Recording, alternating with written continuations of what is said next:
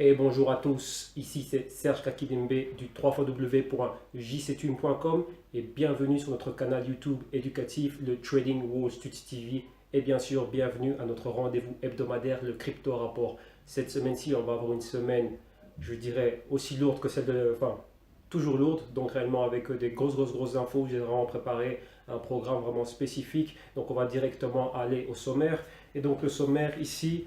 rappelez-vous, la semaine passée, on était en train de parler du Ripple. J'ai dit que moi, j'allais avoir une réunion le dimanche, donc le jour suivant, donc juste après, pardon, avoir enregistré le crypto rapport. Et donc, mon associé est en train de me parler exactement de tout ce qu'il est en train de faire pour le Ripple. Et donc, il regarde un grand nombre de crypto-monnaies dans lesquelles il s'est fortement investi. J'ai fait une interview pour lui, mais l'interview était faite réellement pour le public latino, donc pour le public latino-américain et ici de la péninsule ibérique, bon, bien spécifiquement l'Espagne.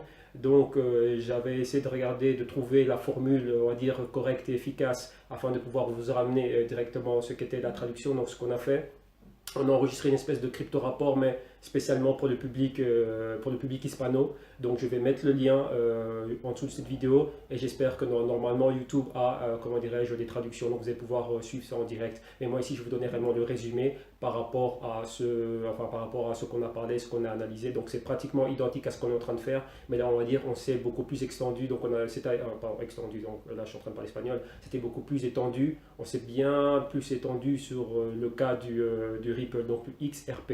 Et donc ici, moi, je vais vous donner rapidement un résumé lorsqu'on ira à la capture écran. Et donc, on va déjà parler de ça. Numéro 2, rappelez-vous qu'il y a eu aussi le BCC et le BTC, donc le Bitcoin Cash et le Bitcoin classique que l'on connaît. Vous savez qu'il y a eu ce qu'on appelait le fork, donc c'est-à-dire une scission. Et rapidement, pour ceux qui ne seraient pas familiarisés avec ce genre de terminologie, c'est quoi la scission? Ce qui s'est passé, vous devez comprendre que le Bitcoin a une technologie derrière, donc c'est le blockchain. On a fait beaucoup de vidéos là-dessus, donc là je vous invite à le regarder et bien sûr vous allez avoir les liens directement en dessous de cette vidéo. Qu'est-ce qui s'est passé? C'est que le blockchain, vous voyez que lorsqu'il y a des transactions, les transactions sont lentes. C'est-à-dire que le blockchain ne peut faire même pas une dizaine de transactions à la seconde. Et maintenant, vous devez comprendre qu'il y a beaucoup de demandes. On va dire que maintenant le Bitcoin est devenu mainstream. Donc, une fois qu'il y a beaucoup de demandes, donc qu'est-ce que ça va faire? Ça va augmenter le nombre de transactions. Et ça, il y a eu des problèmes dernièrement. Beaucoup de personnes se plaignaient de la lenteur des transactions de Bitcoin, par exemple des exchanges à leur wallet, et même d'un wallet à un autre. Donc, ça tardait énormément de temps, le temps d'acheter, et ainsi de suite. Parfois, ça prenait des minutes, des heures, voire même un jour ou plusieurs jours. Donc maintenant, le gros problème au sein de la communauté Bitcoin et donc des développeurs, c'était quoi? On doit améliorer, on doit pouvoir faire face à cette grosse demande. Et là, il y a eu pas mal de problèmes. N'oubliez pas que cette technologie, donc le blockchain et le Bitcoin est toujours en phase embryonnaire, donc c'est en train de, comment dirais-je, d'évoluer et de se développer au quotidien et chaque semaine. Mais certains veulent aller plus vite que d'autres. Donc, ils ont décidé de se séparer et ils sont venus, ceux qui étaient pour l'évolution, on va dire, rapide, et donc, de manière radicale, ben, ils ont évolué vers ce qu'on appelle le Bitcoin Cash. Donc, vous avez vu le prix. On va regarder tout sur la capture écran. Et bien sûr, lorsqu'on va regarder les fondamentaux des crypto-monnaies et leurs performances, et les autres ont gardé le Bitcoin classique. Et maintenant aussi par rapport à ça, donc maintenant vous avez compris exactement, c'est pourquoi juste pour pouvoir augmenter la rapidité de transaction et qu'il n'y ait pas de problème. Rappelez-vous aussi, il y a eu énormément de problèmes, des vols, donc des problèmes de fraude à ces niveaux-là, au niveau des exchanges, je dis bien des exchanges. Donc ce qu'on va faire, on va regarder ça et on va regarder une chose très intéressante par rapport à ça. Maintenant aussi, on va donc bien sûr, on va regarder la performance des crypto-monnaies, la performance du Bitcoin. C'est déjà que maintenant le Bitcoin fait partie du Forex, donc du Forex Exchange Market. Donc on va regarder sa performance par rapport au dollar américain, vu que principalement c'est ce qu'on regarde. Et à travers le monde, ben, c'est vraiment, on va dire que c'est la marque de référence, on va dire ça comme ça. Et maintenant, on va aussi parler d'une particularité qu'a le Bitcoin. Rappelez-vous que la semaine passée, je vous ai parlé du Rothschild Investment Corporation qui maintenant a investi dans le Bitcoin à travers un véhicule d'investissement qui est un ETF, donc un hedge fund, le GBTC. Et donc là, maintenant, ils sont, on va dire, officiellement rentrés en jeu. Mais maintenant aussi, la semaine passée, je voulais vous en parler, mais je n'ai pas inclus cet aparté, cette news-là, on va dire, comment dirais-je, dans le crypto rapport. Et la news était la suivante. Donc, je vais rapidement vous montrer l'image. C'est que une personne a attiré mon attention deux personnes ont attiré mon attention. Donc, la première, c'était un blogueur dont, vu que je suis toujours en train de lire pas mal de choses, et c'était un article de The Economist. C'est le magazine The Economist. C'est un magazine qui appartient à M. Rothschild et c'est un magazine très populaire au sein de la communauté des investisseurs, des économistes, ainsi de suite et tout ça. Et il parlait de flashback, donc de l'article Cette revue est parue, je pense, enfin il y a la date ici, on va regarder ça plus tard. Ah oui, c'était exactement le 9 janvier 1988 et il y avait en couverture, comme vous le voyez ici, donc là on a agrandi rapidement, ne vous inquiétez pas, on va aller à la capture écran, et ça parlait de Get ready for a world currency 2018, un phénix d'or, le phénix il renaît de ses cendres, et tous les billets, les notes d'or et les notes de billets qu'on entrait aujourd'hui, donc la monnaie fiat, en train de brûler. Et réellement, l'article était quoi? C'était en relation, rappelez-vous aussi, on en a parlé pas mal ici, comment dirais-je, que certains gouvernements, même pas certains, les gouvernements et les banques centrales étaient en train de voir la possibilité et de comment faire en sorte d'avoir une crypto-monnaie comme monnaie mondiale et maintenant que ce soit, on va dire, backé par de l'or, backé, on va dire, par des ressources. Donc, un peu comme ce qu'on avait en 1971, avant que Nixon enlève le patron or. Donc, c'est-à-dire avoir une crypto-monnaie pour utiliser donc, et intégrer le blockchain au niveau international et mondial pour des transactions, paiement de biens et de services, gouvernement et tout ce qui est banque centrale, les grosses institutions. Et réellement, ça a backé cela. Donc, vous voyez que là, ici, c'était quelque chose d'il y a 30 ans. Et donc là, on va s'intéresser un peu plus à ça, on va regarder ça. Donc, rappelez-vous que j'ai déjà commenté des news au sujet du blockchain, de comment est-ce que les grandes institutions voyaient ça très bien. Vous avez bien vu que Ripple, on va retourner à la page de Ripple, on va voir qu'il y a déjà des banques centrales qui ont déjà adopté, qui ont déjà donné des très bons points et qui aiment réellement, donc ils voient ça d'un très bon oeil. Rappelez-vous Ethereum avec Poutine qui avait rencontré l'un des fondateurs de l'Ethereum et qui lui pensait réellement pouvoir mettre le rouble sur le blockchain et qu'il soit on va dire, directement backé par une crypto-monnaie. Dans ce cas, ça peut être l'Ethereum ou autre chose. Rappelez-vous qu'on a aussi commenté que la Bank of Japan, donc la BOJ, avait approuvé le Bitcoin comme étant réellement un moyen de paiement officiel chez eux. Donc vous voyez que même la Chine aussi est en train de travailler sur des choses pareilles. Beaucoup de gouvernements en Australie, ainsi de suite et tout ça. Donc vous voyez que c'est quelque chose qui est réellement de très plausible. Et 2018, c'est là. Donc vous voyez qu'un article d'un magazine qui est paru il y a 30 ans, et 2018, c'est dans 6 mois. Donc on a 6 mois et on pourrait voir des choses pareilles. Et c'est aussi en train de se passer. Et la deuxième personne qui a attiré mon attention par rapport à ça, c'est Dex Dialgo Capitalist. Donc c'est une personne avec qui je converse pas mal. C'est un ancien de Wall Street, donc c'est un trader professionnel qui a travaillé dans des grosses banques d'investissement à Wall Street. C'était aussi un money manager et un trader. Et aussi développer des algorithmes, donc des algorithmes pour pouvoir, on va dire, pour que les banques puissent, donc des high frequency trading. Et aujourd'hui, il continue encore à le faire de manière indépendante dans son académie de Black Ops Trading.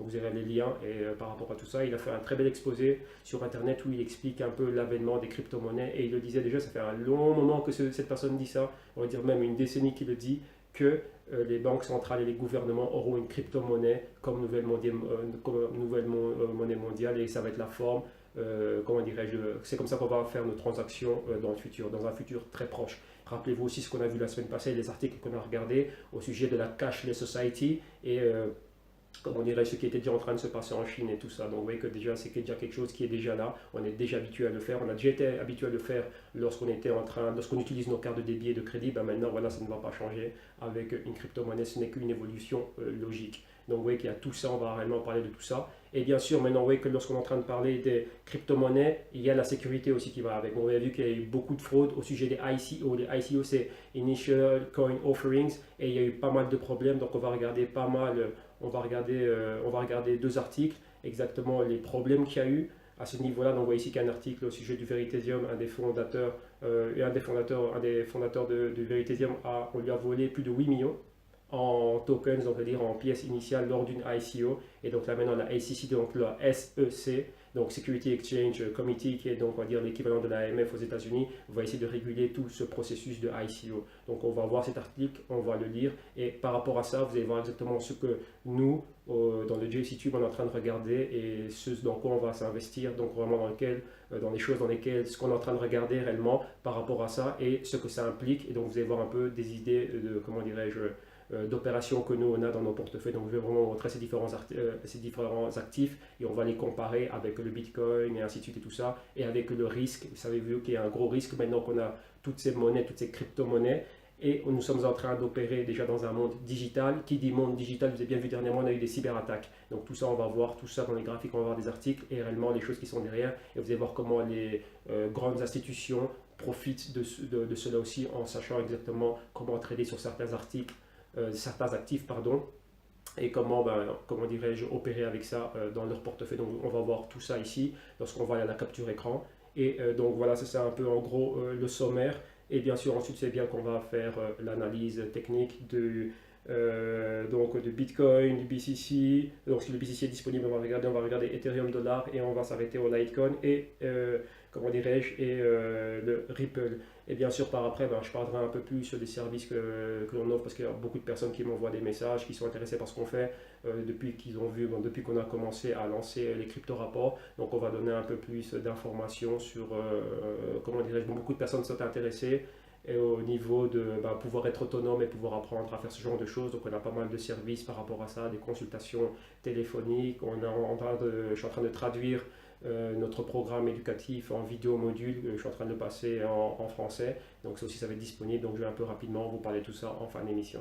Donc là voilà l'introduction, je me suis pas mal étendu, ça a été un peu plus long. Mais voilà, là on arrête ici, on va directement à la capture écran et on va regarder tous ces articles. Ok, donc on va les lire, on va dire peut-être un petit paragraphe, comme ça on va pouvoir rapidement arriver aux performances des crypto-monnaies et je mettrai tous les liens, comme ça vous allez pouvoir les lire à votre, à votre rythme. Ok, donc ne bougez pas, n'allez nulle part et maintenant on va continuer tout de suite, on va à la capture écran et on va commenter tout ça. Allez, on se retrouve maintenant, on y va.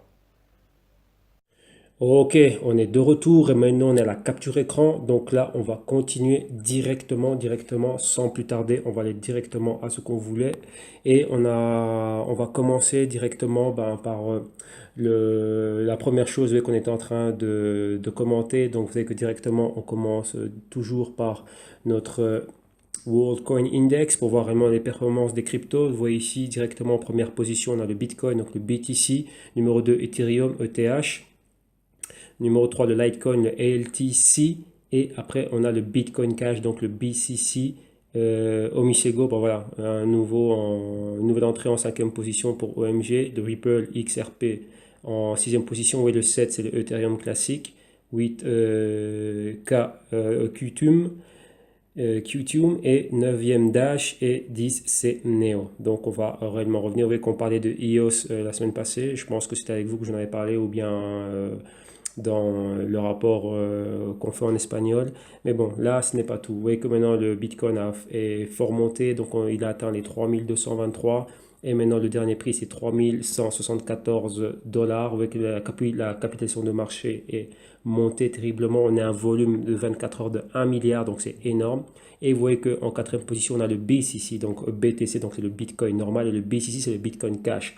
Donc, rappel de ce. Enfin, vous voyez déjà aussi que le Bitcoin Cash maintenant a une capitalisation de marché de 3,8 milliards. Donc, c'est énorme, ça monte très vite. Et vous voyez qu'il est monté à maintenant, actuellement, il est à 232 dollars. Il baisse un peu. Son dernier prix le plus haut dans les dernières 24 heures était de 276 dollars. Et là, maintenant, on est descendu, on a perdu près de 37-38 euros, dollars, pardon.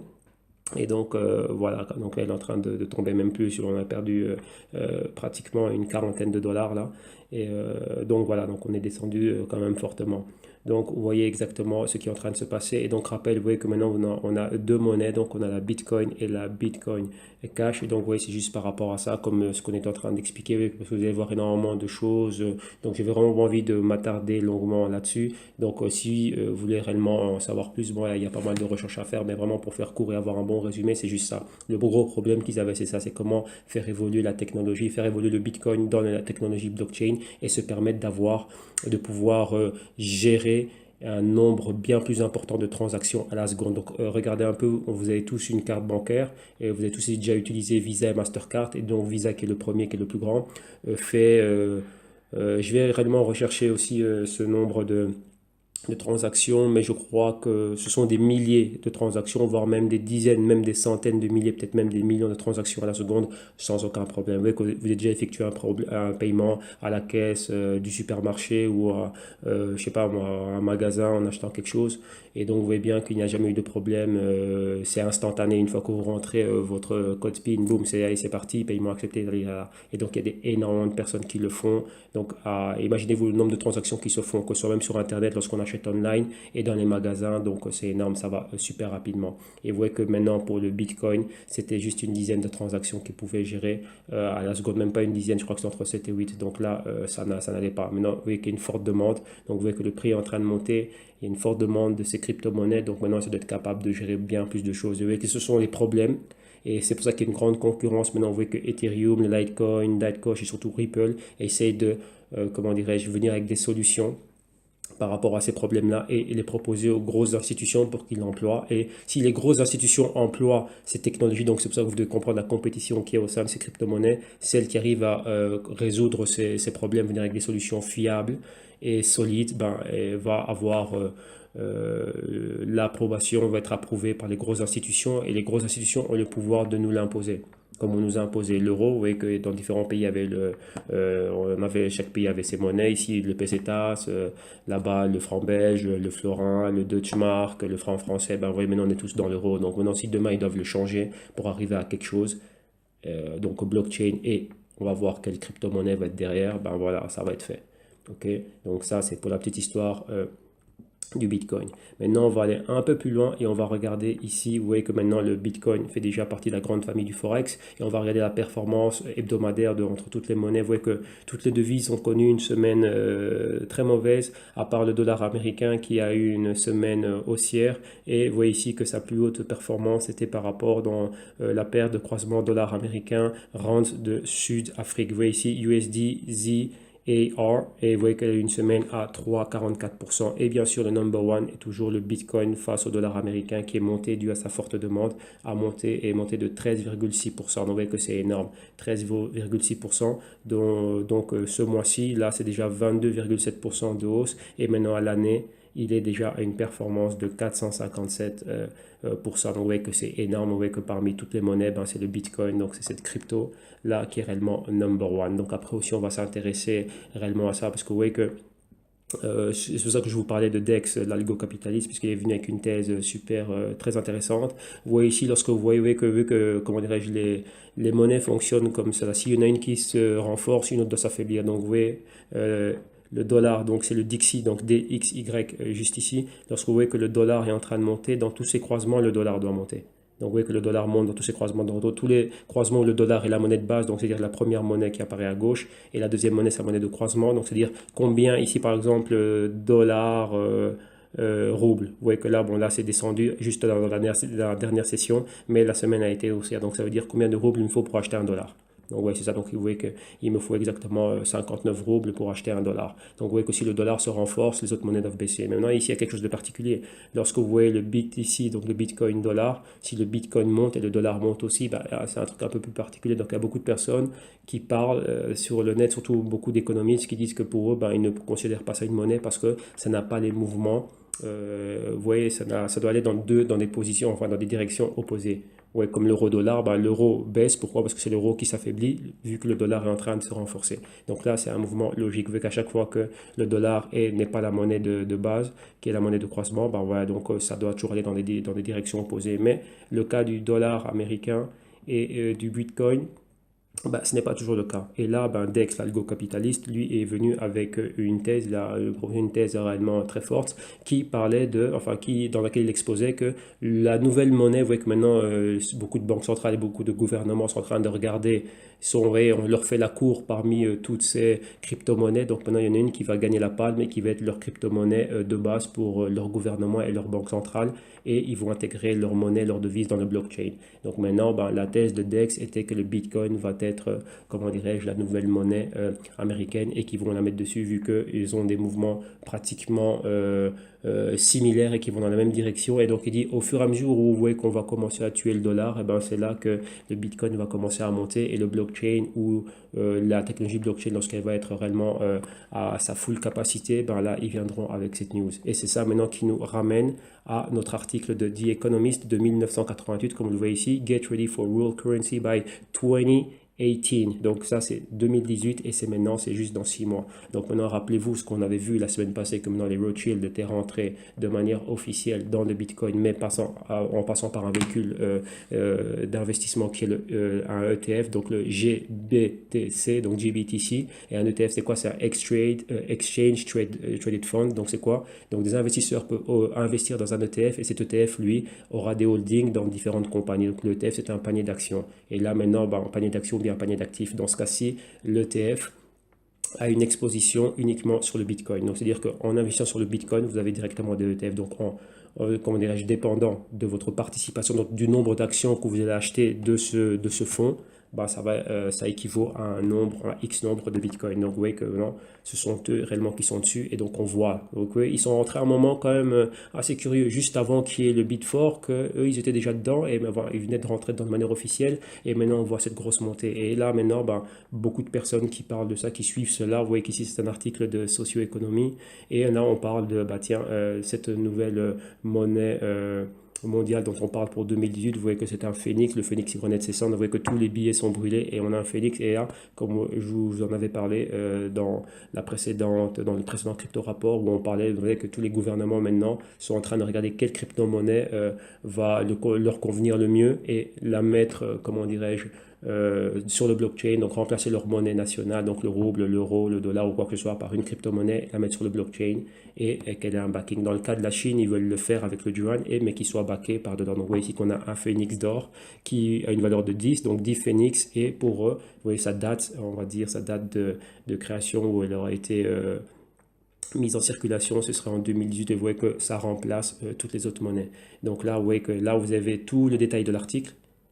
Donc, donc si vous ne pouvez pas, si vous n'avez pas pu acheter, on va dire, cela, ben, vous voyez qu'ici, on détaille tout l'article et on donne réellement les pages. Donc, c'est les pages, donc c'était The Economist du 9 janvier 1988, volume 306, pages 9 à 10. Et donc, on va lire rapidement. Donc, The Rise of the Phoenix World Currency. Donc, the Phoenix World Currency from the Ashes. Donc, on va dire que la montée, donc la renaissance, la résurrection du phénix, qui est la monnaie, la devise mondiale, from the Ashes. Donc, elle renaît de ses cendres. Donc, of national fiat currencies. Donc, from ashes of national fiat currency. Donc, elle renaît des cendres. Donc, une fois qu'on brûle toutes les monnaies fiat, donc les monnaies papier nationales, et ben de ces cendres-là est né le phénix. Et donc, ça, c'est quoi? I.e. Destruction of fiat currency via hyperinflation. Donc, la destruction de toute monnaie fiat, monnaie papier, par hyperinflation. Très important, ça. Donc, phoenix is of course an occult metaphor. Donc, c'est bien sûr une métaphore occulte. Out of destruction, donc en dehors de la destruction, donc de la destruction plutôt. The ashes of the old world order, donc des cendres d'un ancien ordre mondial. Là, on parle de Luciferian World Order will rise like a phoenix. Donc, le nouvel ordre mondial luciférien va naître comme un phénix. Donc là, ouais, bon, ça, c'est la personne qui, comment dirais-je, tient ce blog, parle de cela. Mais bon, voilà, moi, je vous parle de ça d'un point de vue crypto-monnaie. Donc, vous voyez ici, il nous donne les détails de l'article. Donc là, vous allez avoir le lien par rapport à cette page. Donc, on dit Get ready for the phoenix. Donc, on dit 30 years from now, donc 30 ans d'ici. Donc, ouais, là, on parle. Revenons, retournons dans le passé en 1948, donc on veut dire 30 ans, d'ici 30 ans, Americans, Japanese, Europeans and people in many other rich countries, donc les Américains, les Japonais, les Européens et beaucoup de personnes dans des pays riches, and some relatively poor ones will probably be paying for their shopping with the same currency. Et bien sûr, d'autres bien pauvres dans d'autres pays vont probablement tous payer pour lorsqu'ils auront fait leur shopping avec la même devise. Prices will be quoted not in dollars, donc les prix ne seront pas cotés en dollars, no in yen ou D-marks, donc pas en dollars, pas en yen et ni en Deutschmark. Donc rappelez-vous que là, on n'avait pas encore la monnaie unique ici en Europe, donc ouais, c'est pour ça qu'on parle du Deutschmark. But in, let's say, the Phoenix, mais disons-le en Phoenix. The Phoenix will be favored by companies, donc le Phoenix va être fortement plébiscité par les compagnies and shoppers et par les marchands, because it will be more convenient. Donc ce sera bien plus, donc ça va être bien plus convenient, comment dire, je suis en train de chercher le mot, en train de le traduire là en français, more convenient, donc ça va être, comment dirais-je, plus simple, plus efficace, on va dire ça comme ça, than today's national currencies. Donc ça va être, ils vont le voir d'un œil bien plus favorable, ils vont beaucoup plus apprécier cela, ils préféreront cela, voilà, on va dire, ils vont préférer le phénix aux monnaies nationales, which by then will seem a quaint cause of much disruption to economic life in the last 20th century. Donc voilà, ça va vraiment être la cause de la disruption, donc du changement économique dans le XXe siècle. Donc vous voyez, là on en parle un peu, donc vous avez tout l'article ici, donc ça c'est tout ce qui était réellement écrit dans l'Economist, donc vous voyez la source, donc là vous allez avoir le lien vers ce blog, et donc vous avez juste qu'à taper The Economist 1988, vous voyez que c'est partout sur le net, donc essayez de voir s'il y a cet article-là en français. Donc vous voyez, ça c'est quelque chose de très très intéressant, donc vous voyez que vous avez déjà cela. Donc là maintenant on va continuer. Et rappelez-vous qu'on parlait de Ripple, donc la semaine passée. Et vous voyez qu'ici, Ripple, comme vous voyez, donc c'était l'article que m'avait passé mon associé en, comment dirais-je, d'Amérique latine, Sergio. Donc je passerai aussi un lien vers l'interview. Non, je ne l'ai pas publié l'interview. Si, on en a fait une deuxième, mais là elle est 100% en espagnol, puisque la première était, on va dire, back and forth entre espagnol et français, mais ça ne m'avait pas plu, donc c'était pas trop logique et pas trop clair. Donc on a regardé juste celle en espagnol. On va mettre le lien et donc vous allez pouvoir la suivre. Ceux que ça intéresse, bien sûr, avec les traductions. J'espère que Google va, comment dirais-je, donner accès à des traductions pour cette vidéo. Ou alors je ferai en sorte qu'il y en ait. Vous voyez ici, c'est quoi? Cryptonoticias.com. Donc, Ripple propone a la Reserva Federal estadounidense pagos globales más rápidos con blockchain. Donc, vous voyez que Ripple a proposé à la Réserve fédérale, donc c'est la banque, la Réserve fédérale, donc la banque centrale nord-américaine, des paiements internationaux bien plus rapides sur le blockchain, mais en passant par eux. Donc, vous voyez déjà que là, Ripple se propose déjà aux grosses institutions. Et donc, ça, donc on va pas aller plus loin dans l'article. Mais là, oui, c'est ce que vous voyez ici quand vous êtes dans la page de Ripple. Donc, vous voyez que Ripple, qu'est-ce qu'il y a? Ils disent bien que today's payment rails down credits. Donc, vous voyez que là, c'est pourquoi c'est l'efficacité et on va aller beaucoup plus vite. Vous voyez que c'était lent, c'était cher, c'était non accepté parce qu'on voyait beaucoup de paiements qui pouvaient être, comment dirais-je, refusés et unreliable. Donc, c'est-à-dire quoi? Ben voilà, et beaucoup de transactions qui n'aboutissaient pas. Mais maintenant, le Ripple va vous permettre de quoi? L'accès, donc Connectivity Across Payment Network, donc l'accès réellement au réseau. Speed, donc instant on demand settlement, donc ça va être rapide et sur la demande, donc voilà, vous allez pouvoir voir ce qui se passe, recevoir vos rapports, donc factures et livres comptables et ainsi de suite, tout ça via le blockchain. Et certainty, donc c'est-à-dire real-time traceability of funds, donc pourquoi ça va être sûr, pourquoi? Parce qu'on va pouvoir vérifier et suivre et la traçabilité de la transaction en temps réel. Et cost, low operational and liquidity cost, donc très liquide et rapide et ça va pas coûter très cher. Donc vous voyez que c'est meilleur que n'importe quel blockchain selon eux. Et là, vous voyez qu'ils ont un network qui est en train de grossir. Donc rappelez-vous qu'ils ont déjà des grosses banques. Vous voyez que UBS, c'est pas n'importe quoi. Unicredit, c'est pas n'importe quoi non plus. Westpac et Santander sont vraiment des grosses banques et ils ont encore plus comment dirais-je, bien plus de membres. Et donc, ouais, donc rappelez-vous réellement que ça, c'est quelque chose réellement de gros. Donc, vous voyez toutes les banques avec lesquelles ils sont en train de bosser. Ouais, BBVA, c'est une grosse banque ici en Espagne, en Amérique latine. Des banques des pays du Moyen-Orient et ainsi de suite, ouais, des pays du Golfe. Et donc, voilà quoi. Donc, vous voyez même Easy Forex. Donc, vous voyez que ça va aussi rentrer dans la grande famille du Forex, comme vous avez bien vu que le Bitcoin déjà en fait partie. Donc, vous voyez que ça, c'est vraiment le Ripple. Et donc, la solution, c'était quoi? Bon, voilà, mon associé, lui, il a vraiment commencé à s'investir fortement dedans, vu le bas prix. Et, comment dirais-je, lorsque vous avez une crypto-monnaie qui est fort publicitée par les institutions, et ben là, ça fait quoi? Bon, on voit que ça donne une certaine garantie, et surtout si eux vont l'utiliser et que, comment dirais-je, ils disent, ah ok, c'est very good ça, ben boum, ça va créer une certaine demande et eux vont commencer à l'utiliser. Et là, bien sûr, ça va faire en sorte que les cotisations vont pouvoir augmenter. Donc, voilà, comme Bitcoin, instantanément, vous voyez que dès que Bitcoin était devenu beaucoup plus mainstream, on a vu la grosse montée, premièrement institutionnelle, maintenant encore institutionnelle et bien sûr du grand public et surtout ceux qui l'utilisent, bien sûr, au niveau avec énormément de transactions se passe dans les pays asiatiques. On a déjà vu, vous l'avez vu la semaine passée avec moi, donc c'est la Corée du Sud, le Japon et la Chine, bien sûr, et maintenant, bon, voilà, le reste du monde. Ok, donc là, on a vu ça comme ça. Maintenant, on va parler du deuxième point, le point que je vous disais qui était le point fraude. Comme vous voyez ici à l'écran, Veritasium Founder claims 8 million in ICO token stolen. Donc ça, voilà, donc on lui a volé ça. Donc là, on est sur coindesk.com. Et donc, vous voyez qu'il y a des gros problèmes. Donc, vous voyez maintenant qu'au fur et à mesure où on va commencer à utiliser ça, qu'il y aura le blockchain, ainsi de suite, et tous ces trucs-là, donc vous devez savoir aussi que bien sûr, il y aura des risques. Qui dit risque, ben dit des hackers, des fraudes et pas mal de personnes qui vont s'intéresser à ça. Et il y a déjà eu des problèmes, des personnes qui ont perdu leur bitcoin, patati patata, il y a eu des problèmes, bitcoin volé dans les exchanges, et ainsi de suite.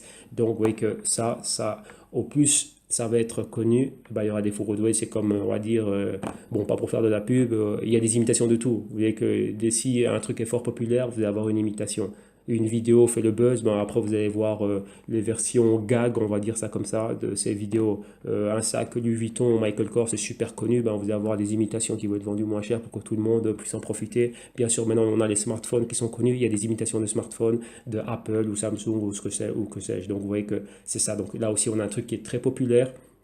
Il y a une grande utilité. Vous voyez qu'on vit dans un monde maintenant en 2017 où on fait tout online, on shop online, on a nos comptes bancaires online, nos data online, Facebook, tout ce que vous voulez, tous nos emails, nos comptes. Vous voyez qu'on a énormément de choses. Vous voyez, même maintenant les administrations font en sorte qu'ils nous poussent beaucoup plus vers, comment dirais-je, faire des pétitions, des rendez-vous et certains papiers qu'on doit envoyer à impôts, tout ce que vous voulez, tout ça, ça commence déjà à se faire online. Donc vous voyez que c'est vraiment très important. Un instant, s'il vous plaît, je vais boire un petit coup. Voilà. Et donc vous voyez que ça, ben, c'est vraiment quelque chose à prendre en compte. Donc on va dire rapidement. Yet another initial coin offering. Donc ICO, ça veut dire initial coin offering. Donc vous voyez que pour c'est un lancement officiel. Vous voyez quand on a des lancements en bourse, vous voyez toujours par exemple au New York Stock Exchange, à Wall Street, c'était IPO, initial price offering. C'est pour le public, on va dire quoi? Le grand public, donc les particuliers maintenant vont pouvoir investir et trader ces, comment dirais-je, ces actifs. Ici, c'est la même chose. Donc, on répète. Yet another initial offering ICO project is claiming that it has been the victim of a hack. Donc, vous voyez, encore une fois, donc il y a un hack. Donc, vous voyez, retenez bien ce mot hack parce qu'on va y venir. Just a week after a prominent ICO saw its sale disrupted, the team behind Veritasium, the issuer of a cryptocurrency called Veri, is claiming 36,000 and of its tokens were stolen and subsequently exchanged for Ether.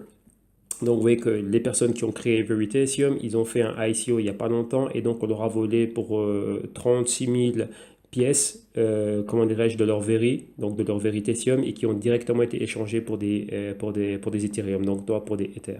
Donc vous voyez que là, ce sont des problèmes qu'il y a. Donc retenez bien le mot hack, donc H-A-C. Et comme je vous en parlais, Dex, l'algo-capitaliste, avait déjà parlé de, comment dirais-je, donc vous avez vu l'article par rapport au Phoenix, que le Phoenix pourrait être cette crypto-monnaie. Là, il parlait du Bitcoin qui pourrait être la solution de la réserve fédérale nord-américaine et que ça pourrait être le remplacement du dollar. Donc, on voit comme on l'a vu dans la charte ici des monnaies, vous voyez que, comment dirais-je, Bitcoin et dollar. Donc, rappelez-vous ici dans le Forex, on va aussi le regarder ici. Vous voyez, là, vous avez un graphique dans lequel vous avez le US Dollar Index, donc c'est le Dixie. Non, au-dessus, on a le... Ah non, voilà, on a le Dixie au-dessus, ça c'est le Dixie, DXY, et en dessous, on a le Bitcoin. Vous voyez que c'est des graphiques mensuels avec la même période, et vous voyez exactement que depuis 2017, on va dire que maintenant, depuis ce début d'année, donc ici, à ce moment-là, quand le Bitcoin a commencé à être super connu, regardez ce que le dollar a fait. Le dollar avait atteint un maximum de 103, 104, et le Bitcoin était, on va dire, encore c'est vraiment le point d'acception de sa grosse montée. C'est vraiment quand il est passé au-dessus des 1000 dollars. Et regardez ce qui s'est passé depuis là. Le Bitcoin a atteint les 1000 dollars et le dollar était au 100. Et depuis là, le dollar a baissé, passé de 100 et maintenant on est à 92, 93, exactement à 93, 49. Et depuis là, ben, vous voyez que le Bitcoin est monté. Donc vous voyez là, ils vont dans des directions opposées. Mais maintenant, la dernière semaine, on a vu une montée du dollar et une montée puissante aussi comment dirais-je, du Bitcoin. Bon, ça, il y a d'autres choses qui sont derrière. Vous voyez que le Bitcoin ne représente pas un pays. Lorsque vous voyez des transferts et des paires de devises, pardon, euro, dollar, pound, dollar, yen, dollar et tous ces trucs-là, ce sont des pays qui payent pour des biens et des services. Donc là, vous voyez qu'il y a d'autres choses, il y a des macroéconomies derrière. Donc il y a de l'offre et de la demande de biens et de services. Là, maintenant, quand on parle de Bitcoin, c'est juste la demande que les gens font. Bitcoin ne représente pas un pays. Donc, il y a aussi, il faut vraiment avoir ça à l'esprit. Donc, ouais, bon, je vais essayer de ne pas être trop technique. Ouais, là, ici, je vous ramène, comment dirais-je, des informations, je vous ramène des points sur lesquels vous devez commencer à réflexionner. Vous voyez ici, c'est un canal éducatif et informatif aussi. Donc, vous voyez, tout ce qui se passe dans ce monde, surtout que maintenant que les crypto-monnaies sont très, très populaires. Donc, vous devez savoir qu'il y a aussi des problèmes qui vont derrière. Et ce sont des problèmes qui doivent être arrangés, surtout qui doivent être résolus, pour lesquels il faut trouver des solutions effectives et sûres. Pourquoi? Parce que vous voyez que maintenant que le blockchain et toutes ces choses-là et toutes ces technologies sont encore en phase embryonnaire. Vous voyez que c'est encore, c'est comme un bébé, il est encore là, donc il faut encore le prendre dans les bras, il doit téter, il doit prendre le lait maternel, il ne sait pas marcher ou il n'a pas encore son équilibre, vous voyez. Donc là, il doit, et même quand il va être un enfant, mais les enfants ça fait beaucoup de bêtises, ça veut courir partout, ça fait tout et n'importe quoi. Bien sûr, ce sont des enfants, ils ne sont pas encore conscients et même certains adultes aussi se comportent comme des enfants, mais bon, vous comprenez ce que je veux dire. Il n'est pas encore arrivé à maturité. Donc dans cette phase-là, il est vulnérable. Et donc, vu cette vulnérabilité, c'est pour ça qu'on a beaucoup de choses comme le hacking. Et vous voyez que là, ça arrive. Donc, vous voyez ici que Veritasium, ils ont eu des problèmes par rapport à ça. Et donc, vous voyez que ça aussi, c'est quelque chose qu'il faut tenir en compte. Donc, vous voyez que ça arrive. Ouais, donc c'est possible encore. Pourquoi? Parce que c'est encore dans un état fragile, c'est encore embryonnaire. Donc vous voyez que ça, c'est très important. C'est une chose qu'il faut réellement garder à l'esprit et qu'il ne faut pas ignorer. Donc c'est bien. Donc vous voyez que c'est pour ça que je dis que vous devez toujours faire attention, ne pas considérer ça comme des billets de loterie. Vous voyez que maintenant aussi, vous avez vu que vous êtes des grands investisseurs. Je vous l'ai confirmé, vous l'avez vu ici noir sur blanc, que des grosses institutions sont derrière aussi. Donc là, vous devez faire attention lorsque vous allez commencer à opérer. Il peut y avoir une utilité, mais pour ceux qui veulent trader et opérer ça comme ça, pensant que c'est un billet gagnant, non, il faut faire très attention. Vous voyez, c'est pour ça que je le dis et je le répète encore, je m'intéresse beaucoup plus maintenant à l'aspect spéculatif des crypto-monnaies. Vous voyez, mon associé, là, lui, il est en train d'investir. Ben, c'est un investisseur professionnel, il sait ce qu'il est en train de faire. Donc, vous voyez que ça, ce n'est pas tout, il ne met pas tous ses œufs dans le même panier, comme je le dis souvent. Mais qu'est-ce qu'il fait? Il y a une diversification. Il m'a amené une liste de plus de 10 crypto-monnaies, mais bon, si je dois commencer à les faire, la vidéo ici va faire un jour. C'est une vidéo de 24 heures que je dois vous faire. Parce qu'il y a des thèses, il faut apporter ce qu'il y a. Donc il fait vraiment des recherches très poussées au niveau des institutions, comment est-ce qu'elles pourraient l'utiliser, quelle est l'utilité réellement et les fonctions que ça va, ce que ça va pouvoir, vous voyez, ce qu'il y a derrière, ouais. Ce que ça peut réellement ramener au gouvernement et aux institutions. Donc en fonction de cela, il y a des projections à long terme et vous devez savoir ce que vous faites et surtout où aller chercher l'information. Et donc là, tout le monde n'a pas le temps de le faire. Ok. Donc là, c'était pour cette petite parenthèse. Et maintenant, là, comme je vous ai ramené ça, c'était vraiment pour vous parler de ce qu'on appelle hack. Donc il y a vraiment un gros hacking. Et là, comme je disais, j'en reviens à Dex, à l'algo-capitaliste qui est un ancien de Wall Street. Et lui, réellement, il explique tout ça très bien, vu que lui, il a travaillé dans le département High Frequency Trading, il a développé des algorithmes, vu que c'était un trader commodities, un trader aussi securities, dans tout ce qui était actions, indices et tout ça. Et donc, il a développé des systèmes automatiques et donc d'intelligence artificielle, donc algorithmique, pour pouvoir réellement opérer à sa place et vraiment faire des gros gains pour la firme et pour les clients, bien sûr. Et donc, il a pas mal de thèses sur son canal où il parle de ça. Et c'est la première personne, je le dis bien, donc là, je le dis que c'est lui, c'est la première personne qui m'a parlé de hack, que j'ai entendu parler de hack et qui a fait ça. Donc depuis là, j'ai commencé à m'y intéresser. Et il y a quelques jours, je regardais Bloomberg TV et on a vu qu'il y avait cette grosse montée des crypto-monnaies, ainsi de suite. Et une des personnes interviewées a remis hack dessus, a recommencé à parler de la cybersécurité et de hack. Rappelez-vous, il n'y a pas longtemps, on a vu des attaques, des cyberattaques. Et ces cyberattaques, réellement, elles sont arrivées lorsqu'il y avait eu des hackings dans des comptes administratifs, des webs de gouvernement. Donc vraiment, on est allé pour des données très importantes de haute sécurité au niveau des gouvernements. Il y avait Sony qui s'était fait pirater ses deux films, Le Dernier Pirate des Caraïbes et encore autre chose. Et vous voyez que là, qu'est-ce qu'il y avait? Les hackers avaient demandé à être payés en Bitcoin. Vous voyez, donc tout ça, on était en train de parler de tout ça. Et maintenant, je vous dis que Dex avait parlé de ça avant. Pourquoi? Parce qu'il est en train de parler de l'indice hack et il faut savoir connaître l'interprétation, savoir comment interpréter le graphique hack. Donc là, on va y aller. Et maintenant, vous voyez que là, on a parlé du Bitcoin avec le dollar américain. Donc ça, je pense que vous l'avez compris. Et maintenant, on va aller au hack. Donc là, premièrement, on va savoir c'est quoi le hack. Le hack, c'est ça. Donc le hack, c'est un ETF. Donc là, on est sur ETF.com. Et vous voyez que son segment, c'est Equity Global Technology. Et il est relié à quoi? Tout ce qui est Smart Beta ETF et technologie. Et c'est un ETF qui principalement a une exposition. Donc l'ETF, c'est quoi?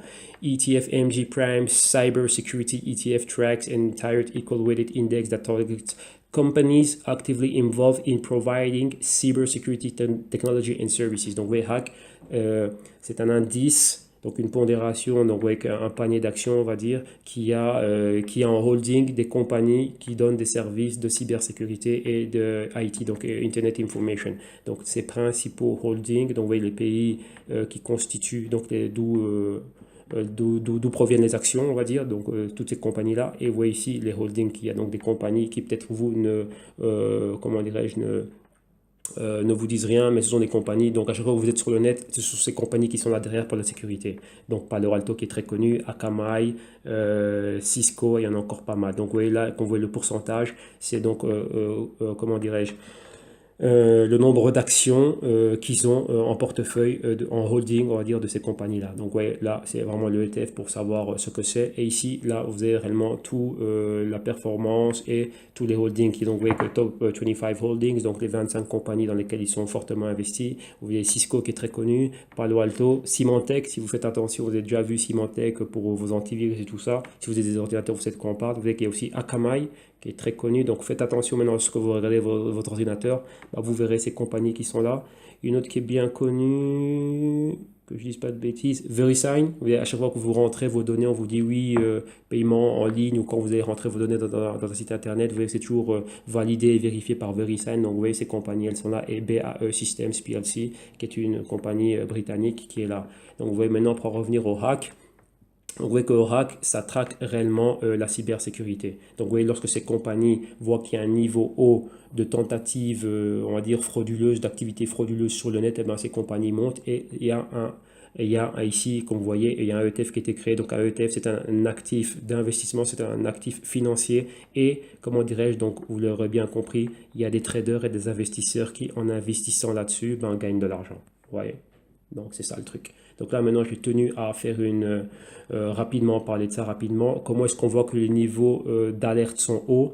C'est lorsque le hack atteint les niveaux des 30 dollars, selon ce que Dex avait expliqué. Et Dex était en train de dire que le hack était dans une tendance haussière depuis le début de l'année. Et vous voyez, juste en dessous, vous avez le Bitcoin, avec depuis 2017, le Bitcoin a commencé à gagner en popularité. Et c'est là qu'il a passé la barrière des 1000 dollars. Et vous voyez que la corrélation entre les deux actifs, au plus le Bitcoin était populaire, et rappelez-vous, ici, l'article qui nous parlait des ICO et tous les tokens qui étaient volés sur le blockchain et dans les exchanges, ainsi de suite, vous voyez que ça nous ramène à hack. Pourquoi? Au fur et à mesure où les crypto-monnaies vont commencer à gagner de la popularité, regardez le hack aussi est en train de monter. Donc, c'est-à-dire que les niveaux d'alerte de cybersécurité sont super hautes. Et rappelez-vous aussi qu'en novembre, on avait la même chose. Vous voyez, en novembre, pourquoi? C'était le mois d'élection de Donald Trump. Et beaucoup de personnes en Amérique étaient en train de parler de la tentative de hacking de la part des Russes. Donc, vous voyez que c'était un thème, comment dire, un thème qui était fortement commenté dans les informations. Donc là, vous voyez que ça, c'est reporté là. Donc vous voyez que c'est très important de savoir cela. Et ça, c'est mon taf à moi de vous ramener des informations pareilles. Pourquoi? Parce que nous, maintenant aussi, on commence à regarder le hack et les compagnies qui sont au-dessus, parce que ce sont des compagnies que l'on connaît. Donc moi, j'investis personnellement sur Cisco. C'est une compagnie que j'ai en portefeuille. C'est une compagnie qui fait partie du secteur technologique. Et c'est une compagnie que je suivais déjà. Mais pas au sein de ce portefeuille et de ce type d'idées. Donc vous voyez que là, il y a des personnes qui savent en profiter. Ok, donc vous voyez maintenant qu'au fur et à mesure qu'on augmente, donc rappelez ici, là c'est 2017, vous voyez qu'on a vraiment lié les deux graphiques pour que vous voyez la tendance haussière dans le Bitcoin, tout le monde le connaît maintenant au-delà des 3200 dollars, et regardez là le hack qui est en train de monter. Donc vous voyez que tant que hack est toujours au-dessus des 30 points, on va dire que là les attaques sont imminentes et il y a toujours des choses. Donc très bien, depuis le mois de mai, hack s'est maintenu constamment au-dessus des 30, et qu'est-ce qu'on a eu? On a eu ça, fraude dans les ICO, vol de ci, vol de ça, tout le monde sur Internet avec le Bitcoin et beaucoup de problèmes. Et là, on le voit réellement reflété dans le hack au-dessus des 30 dollars. Et Dex parlait de la cyberattaque qui avait eu lieu avant que le hack atteigne les 30 dollars. Il en avait parlé, dit écoutez, lorsque vous verrez le hack arriver aux 30 dollars, sachez que des cyberattaques sont imminentes. Et là, franchement, même moi, j'ai flippé parce que une semaine plus tard, on a vu à la télévision les cyberattaques, encore il n'y a pas longtemps, on en avait eu, où il y avait pas mal de gouvernements, je crois que c'était en France, en Espagne, en Allemagne, qui avaient été attaqués au niveau de leurs données. Et ça, vous voyez, c'est reflété par ça. Donc vous voyez que ça, ce sont des choses, et je sais bien, vous, le public francophone, jamais personne ne vous en a parlé, c'est la première fois que vous en entendez parler. Et donc voilà, donc comme moi, j'ai reçu, je vous le transmets aussi. Donc vous voyez, ça c'est important. Donc je vous le rappelle, au fur et à mesure que vous allez voir le Bitcoin et les crypto-monnaies gagner en popularité, pardon, et monter en force, hack va continuer à monter. Donc là, si on retourne un peu en arrière, ouais, donc on va mettre ça ouais, au niveau de septembre, vous voyez que ce n'était pas aussi haut. Ouais, et vous voyez que dès qu'on est arrivé en 2017, donc ici, là, le hack a commencé à monter. Vous voyez que ça se maintenait, le hack avait une résistance à 28 dollars. Mais là, comme il dit que lorsqu'on est à 30, lorsqu'on est à 28, on commence à avoir des risques. Et donc, on va dire, c'est niveau orange. Et une fois qu'on arrive au 29-30, bah là, on est au niveau rouge. Et là, on a dépassé les 30. Et vous voyez qu'au fur et à mesure, ça va, au plus ça va monter, au plus ça va commencer à aller vers le haut. Ok, donc ça, c'est des choses que vous devez savoir qu'il y a des risques aujourd'hui dans le monde digital. Et donc voilà, c'est bien les gains, c'est bien de faire de l'argent, oui, c'est bien, c'est magnifique. Beaucoup de gens traitent le Bitcoin comme un ticket de loterie. Je vous dis qu'il ne faut pas le voir comme ça. C'est un actif financier, donc vous devez vous éduquer financièrement pour pouvoir naviguer ces eaux-là. Donc là, vraiment, c'est avoir une mentalité de pirate, c'est réellement ça. Et bien sûr, d'avoir comme coïncidence, la salle de trading de DEX s'appelle Black Ops Traders. Donc vraiment, voilà, euh, il y a toujours cette référence aux pirates parce que c'est réellement ça. Et donc voilà quoi. Donc voilà, c'est vraiment pour l'info. Donc maintenant vous savez ce que c'est que hack. Donc maintenant vous savez que dans le monde dans lequel on vit, il y a de la cybercriminalité. Donc vous avez vu les dernières attaques qu'il y a. Je vous invite à regarder le graphique, retrouvez vous-même les dates où il s'est passé des choses, avec tout maintenant est archivé dans Google et regardez. Donc oui, ayez les dates en tête et allez regarder après hack et vous allez voir que ça va coïncider parfaitement avec les temps dans lesquels ça s'est passé. Oui, comme ici, on avait regardé le mois de novembre, regardez cette grosse montée de hack, ben là c'était Trump avec tous les problèmes qu'il y avait par rapport à ça. Depuis 2017, avec toutes les ICO qu'on a eu réellement, ça commençait réellement à être populaire. Vers février-mars, on a réellement commencé à en parler beaucoup. Vous voyez la grosse montée du Bitcoin et vous voyez aussi la grosse montée dans le hack. Vous voyez quand Bitcoin était dans ses all-time high, donc dans les 3000, et qu'il y a eu Ethereum, Verité, Ethereum et tout ce que vous voulez, ben regardez les niveaux de cybersécurité se sont maintenus au-delà, au-dessus des 30 et on est resté dans ce mouvement horizontal, donc très haut, donc avec des risques maximales. Et là, ça continue pour dire que dans Bloomberg, ils étaient encore en train d'en parler, vu tous les problèmes qu'il y avait ici au niveau des ICO. Et je vous dis que des crypto-monnaies, je crois qu'on est à 900 maintenant, et on a tout le temps, et des problèmes comme ça, il y en a tout le temps. Et là, vous voyez que c'est pas n'importe qui, c'est Reggie Middleton qui est un des fondateurs de Verité SEO, mais dit bien ici, Reggie Middleton mentioned the hack on Slack. Oui, donc 8 millions qui lui ont été volés. Donc ça, c'est pas n'importe quoi. Vous avez l'article ici sur CoinIndex. Donc sachez-le que, oui, qu'il y a le bon et le mauvais. Donc on est obligé d'être équilibré et de parler de tout. Donc voilà. Moi, j'ai fait ce que j'avais à faire. Je l'ai partagé avec vous. Maintenant, comme on dit, un homme averti en vaut deux. Et donc voilà. OK? Donc là, maintenant, vous savez tout ça, vous voyez les choses directement, donc vous allez pouvoir rechercher ça tranquillement. Et maintenant, bon, on va aller dans la phase finale, on va dire, de notre crypto rapport et on va s'intéresser maintenant à l'analyse technique. On va analyser les graphiques et les actifs qui nous intéressent. Je vais boire un petit coup rapidement. Je vais charger mon setup. Comme ça, on va voir ce dont on avait parlé la semaine passée et voir si ce qu'on avait, les probabilités d'opération qu'on avait, si elles se sont passées. Ça, c'était quoi? Ah oui, là, j'étais en train d'analyser Apple. Donc là, bon, Apple, c'est autre chose, mais ouais, comme vous voyez, voilà, on était dans le bon parce qu'Apple devait publier, donc on était dans le bon. Avec les news du iPhone 8 et tout ça qui va arriver, et puis qu'est-ce qu'on a pour, elle était dans le bon, ça c'est une autre histoire. Ici, on en a pour les cryptos. Donc, number one, ouais, on va aller au Bitcoin USD. Moi, c'est GDEX où j'avais gardé mes trucs. Voilà. Ok, on est là et on va agrandir tout ça. Et donc, vous voyez, comme j'étais en train de vous dire, voilà, vous voyez que maintenant le Bitcoin, qu'est-ce qu'on disait la semaine passée? On avait dit qu'on était dans un bullish flag et qu'est-ce ce dont on avait besoin? Comme je disais, on avait besoin d'une confirmation au-delà de 2800.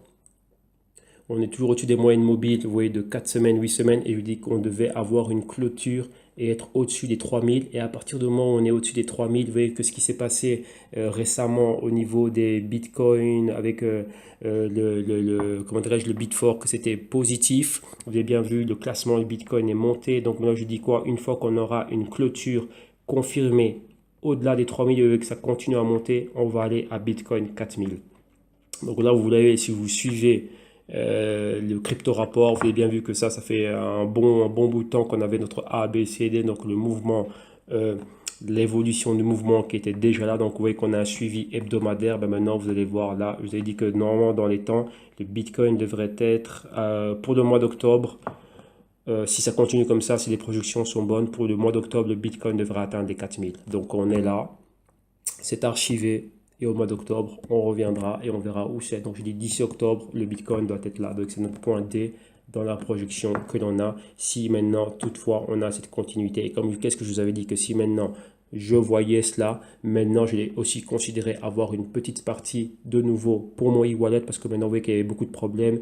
On a eu des messages de Wirex qui disaient que certaines personnes et certains exchanges n'allaient pas accepter des bitcoins et d'autres les bitcoin cash et qu'il allait avoir des problèmes si vous essayiez, par exemple, de retirer rapidement vos bitcoins et on conseillait de ne pas le faire. Pourquoi? Parce qu'il pouvait y avoir des pertes et il y a énormément de pertes qui ont, beaucoup de personnes aussi ont eu des problèmes parce que voilà, vu tout ce qui s'était passé. Donc là, je vais rechercher des articles réellement concrets et on va les commenter la semaine prochaine parce que j'ai pas envie que cette vidéo ici soit trop longue. Donc on va continuer dans notre analyse. On veut que notre analyse technique elle était bonne.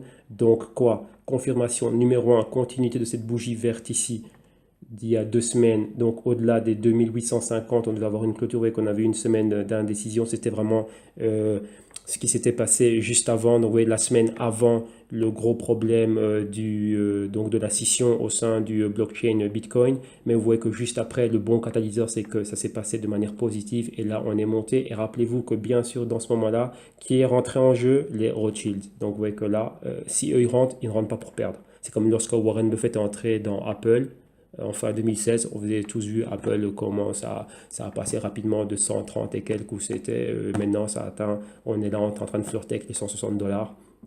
Et donc là, on va par rapport à tout ça. Donc là, maintenant aussi, on a notre catalyseur, c'est la sortie de l'iPhone 8 et ça semble être positif. Donc ça va, le prix va se consolider aux 60 dollars. Après, on ira plus haut. Donc là, je vous le dis pour la petite information, ceux que ça intéresse, les projections de Apple sont à 200 dollars, 200, 208 dollars, voire 220 dollars. Okay, pour, on va dire, pour ceux qui vont investir là-dedans à long terme. Okay. Maintenant, on va revenir ici.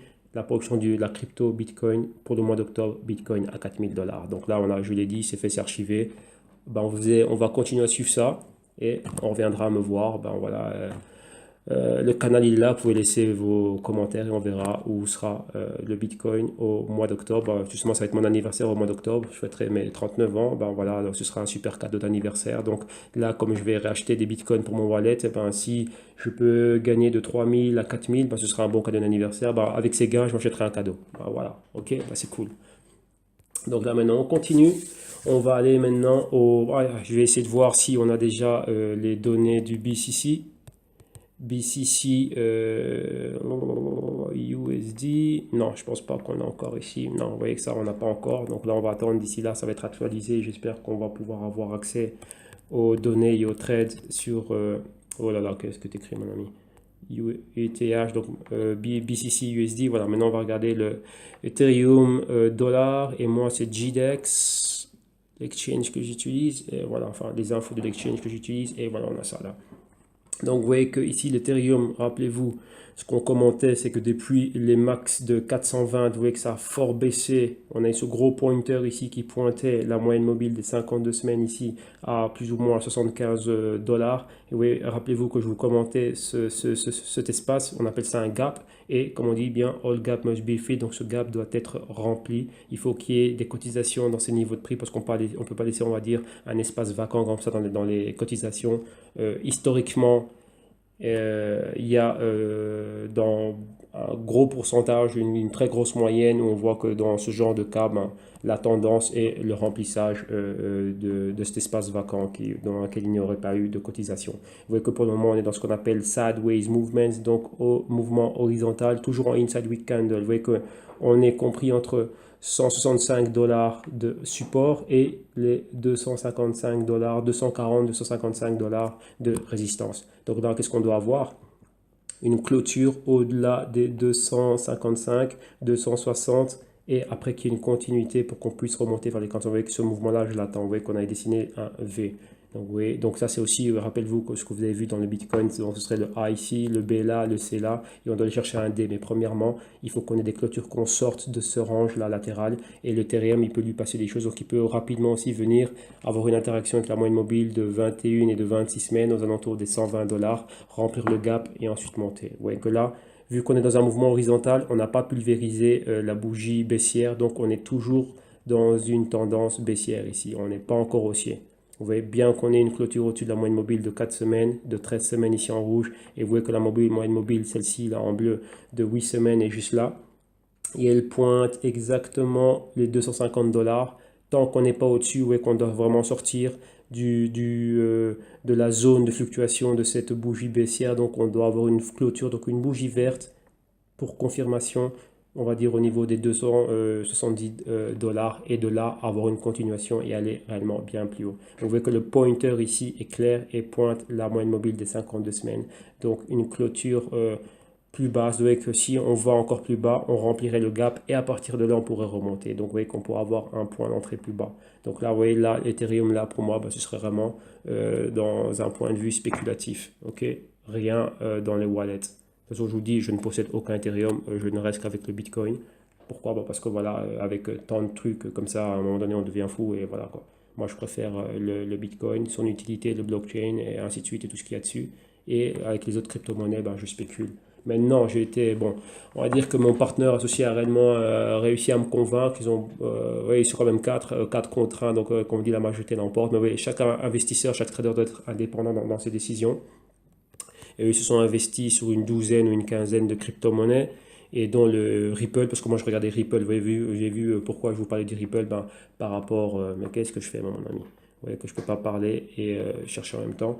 Je vous parlais réellement de l'utilité du Ripple. Donc là maintenant on va faire le Litecoin et on va terminer par le Ripple. Donc ici c'est Litecoin, USD et GDAX. Ok, je pense que c'est ça que j'ai fait, mais voilà, ouais, on avait nos analyses ici. Donc, ouais, on va laisser Ripple pour la fin. Et donc, maintenant, vous voyez Litecoin aussi. Vous voyez qu'on avait les hauts de 56. Vous voyez que c'est marqué. Là, on avait la range. Vous voyez, là, on avait la mèche. Donc, on avait les clôtures au niveau des 52, des 50 dollars. Et les pics, donc les max high, donc les points les plus hauts à 56,30 plus ou moins. Et vous voyez que depuis là, on est resté en inside week candle. Vous voyez qu'on est toujours, vous voyez qu'il y avait cette grosse bougie verte et on a, vous voyez, ça c'est ce qu'on appelle un bullish flag, donc c'est un drapeau haussier. Et vous voyez qu'on est dans un patron. Le patron, on est dans une tendance haussière et le mode le mode de ce patron, c'est ce qu'on appelle un step stairs. Donc c'est-à-dire ce sont des marches d'escalier. Vous voyez, vous avez une marche, deuxième marche, troisième marche. Et allez, on va en escalier. Donc on va vraiment à la hausse. Réellement, la tendance est super haussière. Et vous voyez que la moyenne mobile de 13 semaines et toutes ces moyennes mobiles pointent vers le haut, ouais, à une amplitude de 45 degrés, donc c'est très haussier. Maintenant, on a une particularité ici. Vous voyez qu'on a eu, à partir du moment qu'on a eu cette hausse, cette bougie-ci, il n'a pas eu de continuité. On a eu ce qu'on appelle un bearish rejection et bearish reverse. Donc, on a renversé la tendance, on est redevenu baissier. Mais vous voyez qu'on n'a pas eu de continuité à cette bougie. Donc, vous voyez, particulièrement, moi, j'attendais une baisse à cette bougie-là, mais il fallait qu'on ait une clôture, ouais, en dessous la moyenne mobile de 4 semaines, donc de 8 semaines, pardon, qui est à 37,40. Après, on a eu une autre bullish rejection ici, donc ouais, on a une bullish rejection, donc c'est-à-dire qu'on a rejeté la baisse et maintenant on est revenu haussier. On a clôturé au-delà des 50% de la bougie rouge ici, donc la bougie baissière, mais on n'a pas eu de continuité. Donc c'est-à-dire quoi? Continuité donc de 47 revenir aux 50, ça ne s'est pas fait. Après, on a eu une autre annulation de cette tentative de hausse, elle a été annulée et maintenant encore une autre annulation de la tentative de baisse. Donc qu'est-ce que ça fait? Ça fait qu'on reste dans ce qu'on appelle un range. Donc on est dans un sideways movement, donc mouvement horizontal. Et maintenant, qu'est-ce qui se passe? Ben voilà, on ne sait pas. Maintenant, je vais vous dessiner ce que l'on voit d'un point de vue technique. Ça, on appelle ça un triangle. Donc on est dans un triangle. Vous voyez, là, vous avez le support qui est au niveau des 37 et on a le triangle. Qu'est-ce que ça signifie? Ça signifie que là, vous voyez que le triangle, c'est un triangle descendant qui est en train de se former. Donc maintenant, l'idée, ce serait quoi? Ici, ce serait réellement... Attendez, il est où ce truc-là? Voilà. L'idée maintenant, ce serait réellement de voir... attendez, je comprends pas pourquoi est-ce qu'il est bas. Celui-là, j'aimerais voir où est le point. Il ne veut pas apparaître. Attendez, on va faire une chose, on va cloner celui-là, c'est plus simple. Ouais, maintenant, qu'est-ce qu'on peut voir? Ici, ce qu'on peut voir, c'est dans un triangle ascendant, en général, c'est que ça casse vers le bas. Si ça casse vers le bas, vous voyez qu'on a la moyenne mobile de 13 semaines, donc ce serait qu'ici, ça va rechanger la tendance. Et on irait de la moyenne mobile en deçà de la moyenne mobile pardon, de 13 semaines, on irait rechercher les 25. Vous voyez, de 13 à 21 ici, on a un grand espace. Et cet espace de 27 à 37, c'est pratiquement 10 dollars. Ça s'appelle de la volatilité. Donc là, ça peut être très volatile, on peut aller vers le bas. Donc là, ce sera un mouvement baissier. On va recloner ça et on va remettre ça vers le haut. Si ça casse vers le haut, donc si réellement on a une continuité à la moyenne mobile que l'on est en train de voir ici, donc pardon, moyenne mobile non, mais à cette bougie verte ici, donc cette bougie haussière, on aurait un mouvement haussier. Et donc là, on retournerait vers le haut. Oui, on retournerait ici, on va dire, vers ce qu'est notre résistance, là, ici. Oui, on aurait ça. On aurait ce mouvement. Donc ici, au-delà des 46, on retournerait vers les 52 premièrement, qui est la résistance là, et après vers les hauts de 56. OK? Mais maintenant, il y a une curiosité, quelque chose, enfin une curiosité, une particularité plutôt. Qu'est-ce que l'on a? Quelque chose qu'on doit identifier, qu'il faut interpréter, qu'il faut tenir en compte. Vous voyez, juste ici, là, à cette moitié-là, on a ce qu'on appelle une convergence.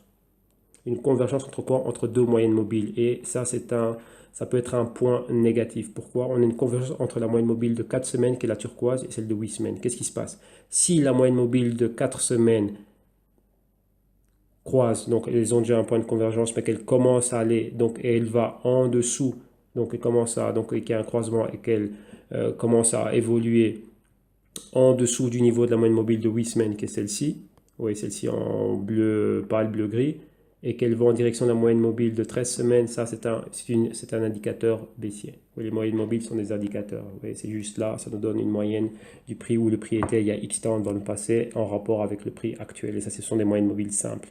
Donc c'est juste ouverture, fermeture, haut, point plus haut et point plus bas, et ça nous fait une moyenne et ça nous donne ça. Oui, en comparaison, ça, il y en a pas mal. On a de 4 semaines à 208 semaines. Donc là, maintenant, quand on a ça, et que maintenant la moyenne mobile de 4 semaines commence à aller vers le bas, ça, ce serait un probable signal, comment dirais-je, un signal baissier. Et ou sinon, elle peut rebondir là, comme je vous ai dit ici. Si réellement on a une continuité, bon, pour aller vers le haut, mais vous voyez que on va dire que la force reste quand même baissière, vu que c'est deux moyennes mobiles là, comme on dit. Vous voyez, lorsqu'on voit ça et ça, donc plus 1, moins 1, ça s'annule. Donc plus 1, moins 1, ça fait 0. Donc ce sont des forces qui s'annulent. Et là, c'est plus ou moins ce qu'on voit ici. Ces deux moyennes mobiles s'annulent. Pardon, ces deux bougies, elles s'annulent. Donc ce qui fait qu'on est à un niveau critique. Voilà pourquoi est-ce qu'on a ce mouvement latéral ici. Vous voyez que cette bougie ici, cette grosse bougie haussière, son niveau de 50%, c'est de support ici. Et ça correspond maintenant à la moyenne mobile de 13 semaines, donc au niveau des 37. Donc si on est plus bas que les 37,40, là, ça va avoir énormément de force, énormément d'énergie pour qu'on aille vers le bas. Et vous voyez, encore qu'on aille revisiter les anciens points. Donc on pourra aller voir les 30 dollars et plus bas les 27 dollars. OK? Donc là, voilà tout pour le Litecoin. Et on va terminer avec le dernier, le Ripple. Donc comme je vous avais dit, pour revenir un peu à ce que je disais avant que je sois distrait, lorsque j'essaie de faire deux choses à la fois, voilà que je n'ai pas de JDAX ici. Qu'est-ce que j'utilisais? Parce que je ne dois pas bien me rappeler. Je crois que c'était Polonix. Ah voilà, c'est bien celui-là. Voilà, pas de mémoire, Serge. Donc la chose, c'est quoi? C'est que le Ripple, voilà, là c'était peut-être la seule crypto-monnaie, je dis bien la seule, dans laquelle je pourrais aller et, comment dirais-je, investir, donc on va dire en acquérir réellement. Ok? Pourquoi? Vu l'engouement qu'elle suscite et ouais, qu'elle est fort publicitée par les banques centrales, gouvernements. Ouais, dernièrement, elle a déjà travaillé avec Santander, elle avait travaillé avec la Bank of England. Et donc là, ce serait un point positif pour celle-là. Et surtout maintenant, vous voyez qu'elle cotise à combien? À 18 cents. Donc vous voyez que vous pouvez en acheter un bon paquet et voilà quoi. Donc il n'y a pas de problème. Ouais, pour 1,80 €, vous en avez 10. Donc voilà. Et donc pour 18 euros, on va dire pour 20 euros, ben voilà, vous en aurez pas mal. Donc vous voyez que là, ça ce serait quelque chose, on va dire, voilà, comme ça quoi. Donc voilà, je mets ça comme ça et on va voir. Donc il y a quand même ce gros range ici. Et c'est quand même assez inquiétant lorsqu'on la voit baisser. Mais ça, ce sont des choses où vous allez avoir une longue holding. Vous pensez un peu dans quoi est-ce que vous gaspillez 20 euros. Ben, vous pouvez mettre 20 euros là-dedans et voir comment ça va aller. Pas, comment dirais-je, ici, on espère réellement avoir un retour. Mais pourquoi? Là, les catalyseurs, c'est quoi les catalyseurs? C'est son évolution et voir si elle va continuer à être plébiscitée par les entités, les grosses entités, gouvernements et banques centrales. Et si ça c'est le cas et qu'elle peut réellement arriver à les séduire par son utilité, et par les solutions qu'elle offre dans le blockchain en rapport au Bitcoin, Ethereum et d'autres monnaies, eh ben là, réellement, ce sera un gros point positif et il va commencer, donc la demande va commencer à, comment dirais-je, la demande va commencer à s'accroître et quand la demande s'accroît, le prix monte. Et là, vous avez déjà vu qu'il y a déjà un gros panel d'entités très puissantes et très grandes de renommée internationale qui sont déjà derrière, qui sont déjà en train d'approuver ça. Grosses institutions, UBS, Santander, BBVA comme on a vu, et des banques centrales, Bank of England, et proposent des choses à la Fed. Donc ça, ce n'est pas n'importe quoi. Donc ça, c'est à tenir en compte. Donc ça, c'est ce qui fait pourquoi que voilà, ça, moi, ça me plaît bien. Donc là, je dirais, bah, ok, je mettrai une petite partie là comme ça pour voir comment c'est. Et après, bon, voilà, cette partie-là, ben, je me dirai à ça et je continuerai avec mes spéculations. Ok, donc là, c'est tout pour nos analyses. Et maintenant, ben, pour tous ceux qui me posaient des questions, qui m'envoyaient des emails, ainsi de suite, par rapport à ce qu'on fait, parce qu'il y a beaucoup de gens qui me disaient, écoute, moi aussi, j'ai envie d'apprendre à faire ce genre de choses. Donc, vous savez qu'on a la Consulting Company.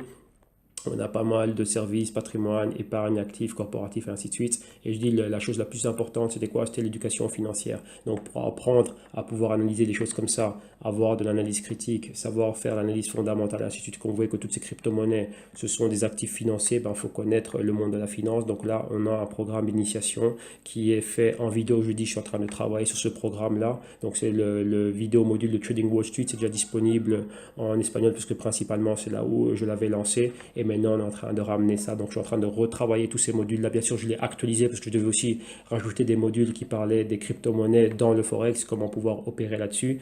Et donc, il y a tout un programme de 10 vidéos modules, c'est 60 heures.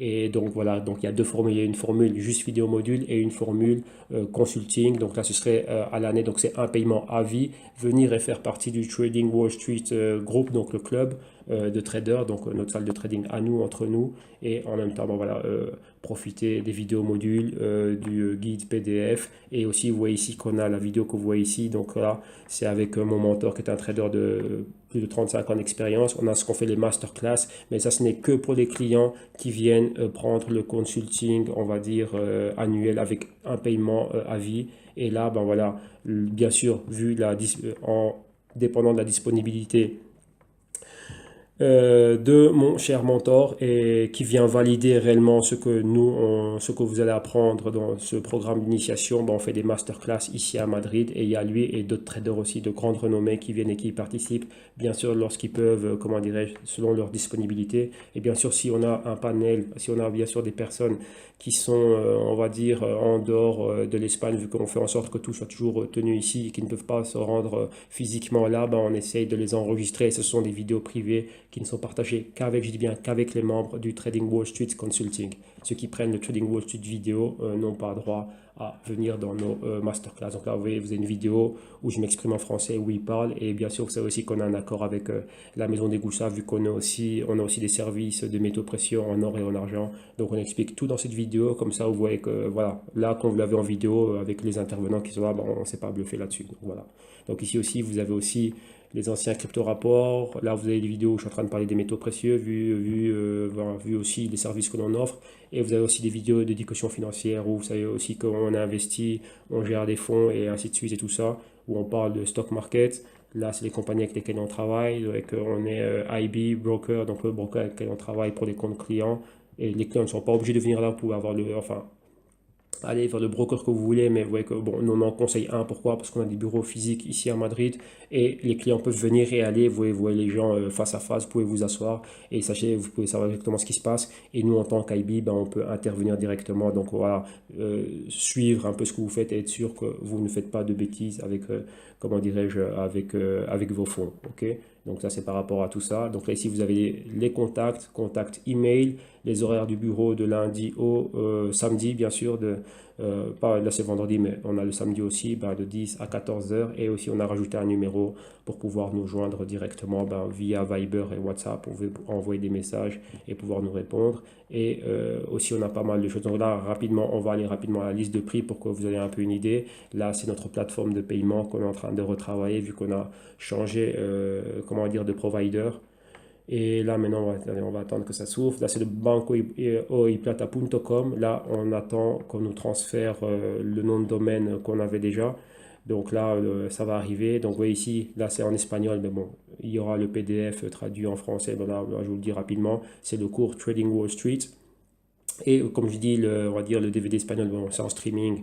Les vidéos sont en mode privé sur Internet. Donc là, directement, une fois qu'une personne vient et qu'elle achète cela, elle va directement recevoir l'accès aux vidéos. Et c'est 150 euros. Mais pour le moment, ça, c'est en espagnol. Là, je suis en train de le traduire. Donc, vraiment faire en sorte que tout soit bien fait, bien actualisé en français. Donc, vous voyez que la possibilité de payer directement via PayPal, comme vous pouvez le voir ici. Et après, on a les autres services, vous avez vu, service patrimoine, paiement mensuel, paiement annuel, 2 mois gratuits lorsqu'on paye à l'année. Les solutions gestion d'actifs, ça c'est pour les solutions corporate. et ainsi de suite. Et on a bien sûr aussi, comme vous avez vu, les packs métaux précieux où on travaille avec possibilité d'avoir des coffres forts ici en Espagne et dans d'autres endroits.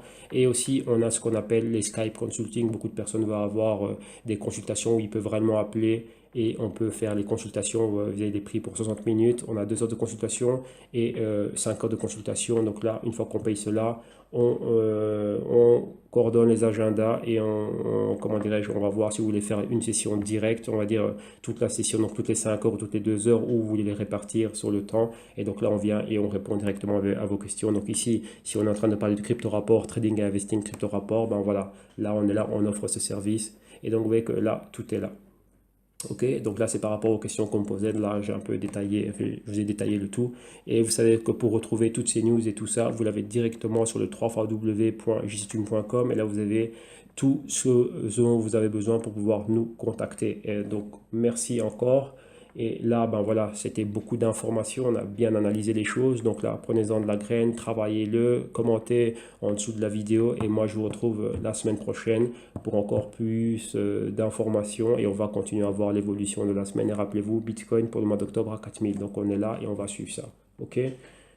Passez une bonne semaine à tous, bonne fin de week-end et on se retrouve la semaine prochaine. Bye bye.